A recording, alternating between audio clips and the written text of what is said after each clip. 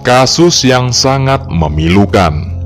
Sebuah keluarga tega meruda paksa gadis remaja yang masih duduk di bangku SMP. Pelaku utamanya adalah seorang pria lanjut usia. Dan tindakan bejat ini juga diikuti oleh anak laki-lakinya, serta dibantu oleh istri dan anak perempuannya. Tragisnya, korban dipaksa mengikuti ritual untuk dapat bergabung dengan komunitas kuda lumping mereka, di mana korban diharuskan menanggalkan pakaiannya lalu dimandikan dengan air kembang. Sebelum lanjut, admin ingin mengucapkan selamat datang dan selamat berjumpa kembali bersama admin Jamur Story, di mana membahas kasus, tragedi, kisah nyata yang terjadi di seluruh dunia. Seperti biasa, kali ini admin akan membawakan sebuah kisah nyata yang berjudul Akibat Ritual, gadis cantik diperkaos kakek-kakek dan anaknya sampai 4 kali berturut-turut. Bagaimana kisahnya? Dan inilah kisahnya.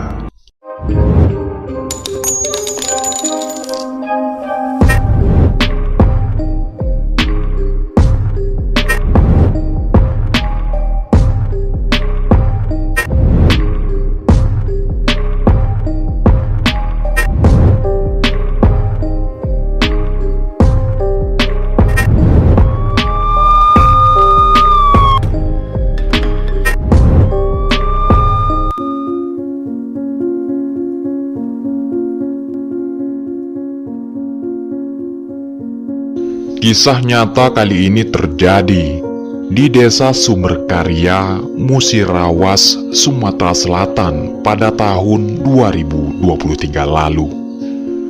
Seorang gadis remaja berinisial B, yang akan kita sebut sebagai Bunga, berusia 14 tahun. Pada usianya ini, Bunga masih suka mencoba berbagai hal baru, terutama seni tari.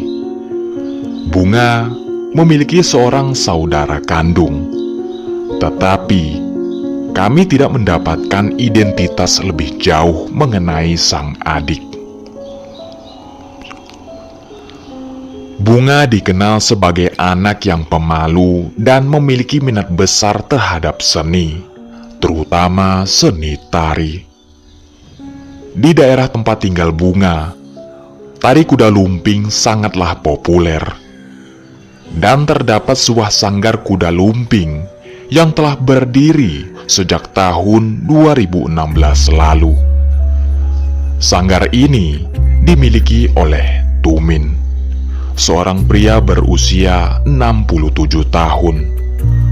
Tumin adalah kepala keluarga yang memiliki seorang istri dan 2 orang anak, 1 perempuan dan 1 laki-laki. Istri Tumin, Tugirawati yang akrab dipanggil Wati, berusia 38 tahun dan sehari-hari bekerja sebagai ibu rumah tangga. Anak perempuan mereka bernama Desi Yunitasari, atau biasa dipanggil Yuli, berusia 26 tahun. Sementara anak laki-lakinya bernama Bambang, berusia 20 tahun. Awalnya, Bunga mengenal Yuli, dan kemudian Yuli mengajak Bunga untuk bergabung dengan kelompok sanggar kuda lumping milik ayahnya, Tumin. Mengetahui bahwa Bunga menyukai seni tari, Yuli berhasil menarik minat Bunga untuk bergabung. Setelah mendaftar, Bunga kemudian bertemu dengan Tumin. Namun, kemudian Tumin mulai menjadikan Bunga sebagai targetnya. dia menyuruh istrinya Wati untuk membujuk Bunga mengikuti ritual sebagai syarat bergabung dengan sanggar kuda lumpingnya. Dalam ritual tersebut, Bunga diminta untuk melepaskan semua pakaiannya dan dimandikan dengan kembang, kemudian menginap di rumah Tumin. Saat mengikuti ritual mandi kembang, Bunga dipaksa untuk melepas semua pakaiannya. Karena sudah terlanjur mengikuti hampir semua syarat, akhirnya Bunga setuju untuk menanggalkan bajunya. Tidak jelas apa yang dipikirkan Bunga sehingga dia bersedia melakukannya. Ketika di rumah Tumin, Bunga diberi kamar, tetapi kamar tersebut ternyata digunakan bersama dengan Tumin.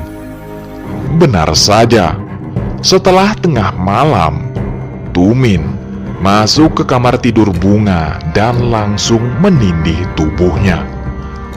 Berdasarkan keterangan, pada saat itu Bunga merasa ketakutan dan tidak benar-benar tidur. Setelah Tumin berhasil merudak paksa Bunga, kejadian tersebut ternyata sempat dilihat oleh anaknya Bambang. Hal ini memunculkan keinginan yang sama dalam diri Bambang untuk mengikuti aksi ayahnya.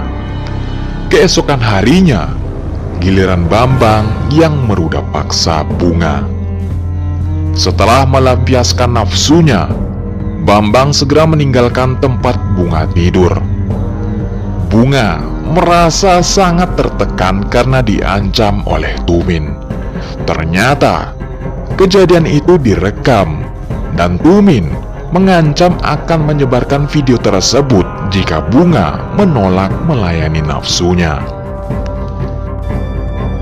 Tumin merudak paksa Bunga hingga 4 kali, sementara Bambang melakukannya sekali. Istri Tumin, Wati, dan putrinya Yuli juga terlibat dalam kejadian ini. Mereka membantu Tumin dan Bambang dengan menyediakan kamar untuk Bunga. Kegilaan keluarga ini semakin jelas ketika Yuli pernah mencoba menjual Bunga kepada pria yang tidak dikenal. Namun, tidak ada informasi lebih lanjut apakah Bunga benar-benar menuruti perbuatan Yuli tersebut. Kenapa kotak kabur ini agak lain. Pada saat Tumin hendak melakukan aksi bejatnya untuk keempat kalinya, adik Bunga tanpa sengaja menyaksikan kejadian tersebut.